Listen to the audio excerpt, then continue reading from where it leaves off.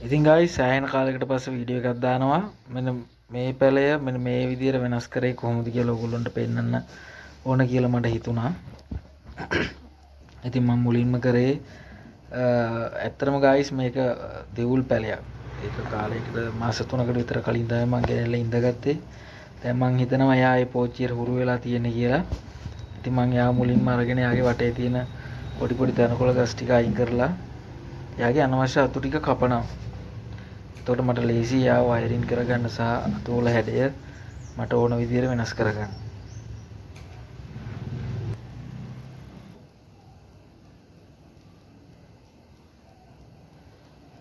මේ අතු කපද්දී පරිස්සමෙන් තියෙන අතු වලට හානි වෙන්නේ නැති වෙන්න ඉතා පරිස්සමෙන් කපා ගන්න ඕනේ.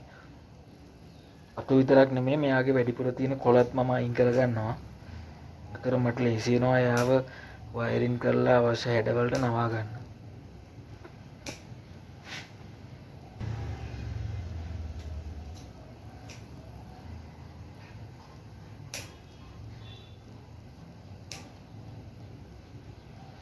guys ඇත්තටම මමත් මේ බොන්සායි කියන කලාවට අලුත්. මමත් තාම ස්ටඩි කරගෙන යනවා. ඉතින් අද තමයි මෙයාගේ පළවෙනිම ට්‍රේනින් දවස. ඒ කියන්නේ වයරින් කරන්න ගත්ත පළවෙනිම දවස. ඉතින් ගොඩක් සමහර විට අඩුපාඩු තියෙන්න පුළුවන්. ඕගොල්ලෝ කමෙන්ට් එකක් දාන්න මගේ අඩුපාඩු තියෙනවා නම්. මට ඕනේ මේක ලස්සන බොන්සායි ගහක් කරගන්න. ඉතින් ඕගොල්ලෝන්ගේත් උපදෙස් හොඳ උපදෙස් ටිකක් ලැබෙයි කියලා මම විශ්වාස කරනවා. දන්න කට්ටිය ඉන්නවා නම් කමෙන්ට් කරන්න.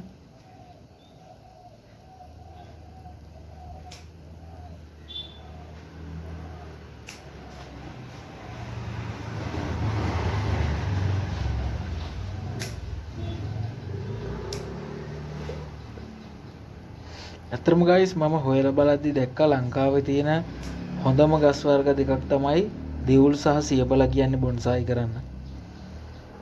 ඒගොල්ලෝගේ පත්‍ර පිහිටීම සහ ගස්සේ හැඩය ලබා ගැනීමට හැකියාව හින්දා මම හිතන්නේ දිවුල් සහ සියබල කියන්නේ හොඳ බොන්සායි කරන්න හොඳ ශාක දෙකක්. ඉතින් guys මම පොඩ්ඩක් fast forward කරලා මේක පෙන්නන්නම්. නැත්තම් මේක ගොඩාක් වෙලා යන වැඩක් වෙනවා.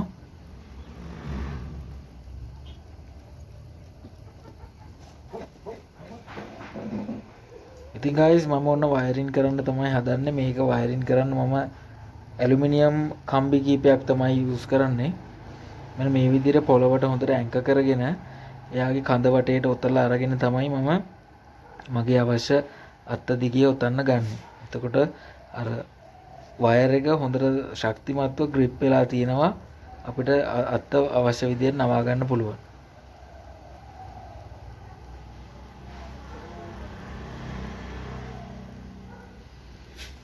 මේක වයරින් කරද්දි guys මම වැඩි තදට උතා ගන්න නැහැ. ටිකක් ඉඩ තියලා තමයි උතන්නේ. මොකද මේ අතු ඉක්මනට වැඩෙනකොට මේ ඇලුමිනියම් වයර් එක යාගේ අත්ත ඇතුළට යන්නේ නැති වෙන්න කිඳා බහින්න නැති වෙන්න උපරිම chance එකක් තියලා තමයි මම යාව උතාගන්නේ. සහ අනිත් එක තමයි මෙයා උතලා අපි අත්ත අඹරද්දී නවද්දී එතකොට යාට ගොඩක් තදට උතාගත්තේ නැතුනහම ලේසි මේ අත්ත අඹරන්න ඒ වගේම නවා ගන්න අවශ්‍ය හැඩවලට වැඩ ටික කරගන්න.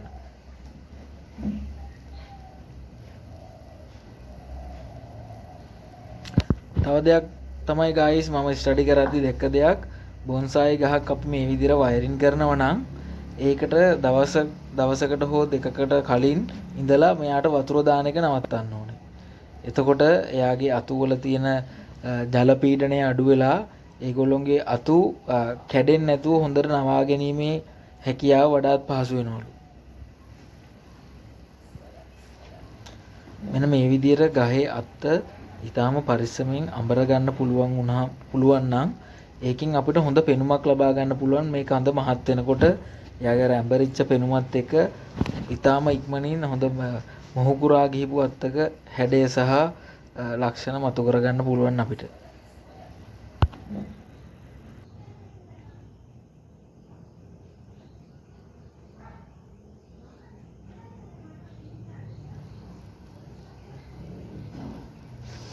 ඒ වගේම තමයි guys ඔයගොල්ලෝ අත්ත සමහර විට ඔයගොල්ලන්ට අවශ්‍යම හැඩයට එක සැරේට නවා ගන්න බැරි වෙයි.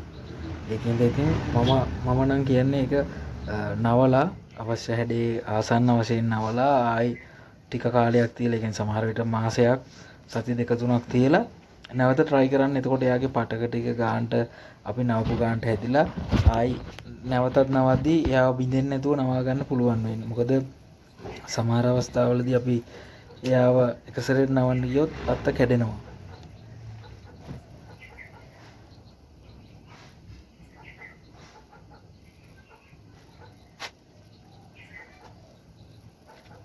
ගයිස් මේ විදිහට මම අතු ටික නවන එකත් පොඩ්ඩක් fast forward කරනවා. මොකද නැත්තම් වීඩියෝ එක ගොඩාක් දික් වෙනවා. මේකට මට සෑහෙන වෙලා ගියා. ඉතින් ගයිස් ඕගොල්ලෝ මගේ YouTube channel එකට කැමති නම් like කරන්න, subscribe කරන්න, comment කරන්න අමතක කරන්න එපා. ඇතරම ගයිස් මගේ channel එකේ bonsai පිළිබඳව විතරක් නෙමෙයි මම රැකියාව කරන ස්ථානයේ මොනවද කරන්නේ, ඒ කියන්නේ construction site වල කොහොමද මොනවද වෙන්නේ, අලුත් දේවල්, පොඩි දේවල්, චූටි දේවල් ඔයගොල්ලන්ට වීඩියෝ හරහා මම අරන් එනවා. ඔයගොල්ලන්ට දැනුමට දෙයක් එක්කව කරගන්න පුළුවන් වෙයි කියලා හිතනවා. ඊට අමතරව අපි ට්‍රිප් එකක් එහෙම ගියාමත් පොඩි වීඩියෝ එකක් දානවා. ඒක මෙමරි එකක් විදියට වගේම අනිත් කට්ටියත් එක්කත් ෂෙයා කරගන්න අපේ මෙමරිස් කොහොමද ලස්සන තැන් තියෙනවනම් තව කෙනෙකුට ඇවිල්ලා විඳලා යන්න. ඉතින් guys අනිවාර්යෙන් මගේ channel එක subscribe කරන්න, videos බලන්න, like කරන්න, comment කරන්න, share කරන්න අමතක කරන්න එපා.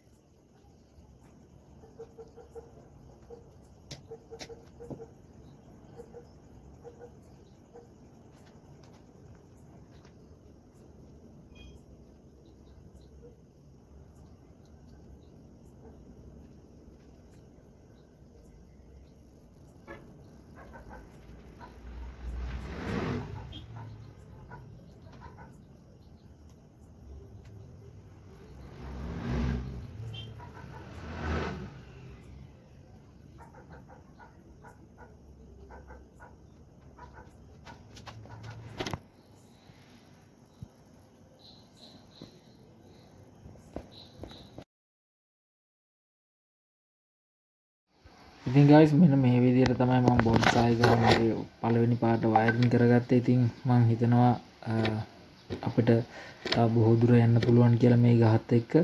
බොහෝ දුර යන්න වෙනවා අනිවාර්යයෙන්ම. ඉතින් දැනට මේ විදිහට වයරින් කරගෙන මම යාට හැදෙන්න ටික කාලයක් දෙනවා.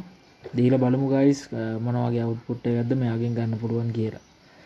ඉතින් එහෙනම් guys නැවත වීඩියෝ එකකින් හමු වෙනතුරු ඔයගොල්ලන්ට සුබ දවසක් වේවා. එහෙනම් අපි නැවත ඉක්මනටම හම්බෙමු.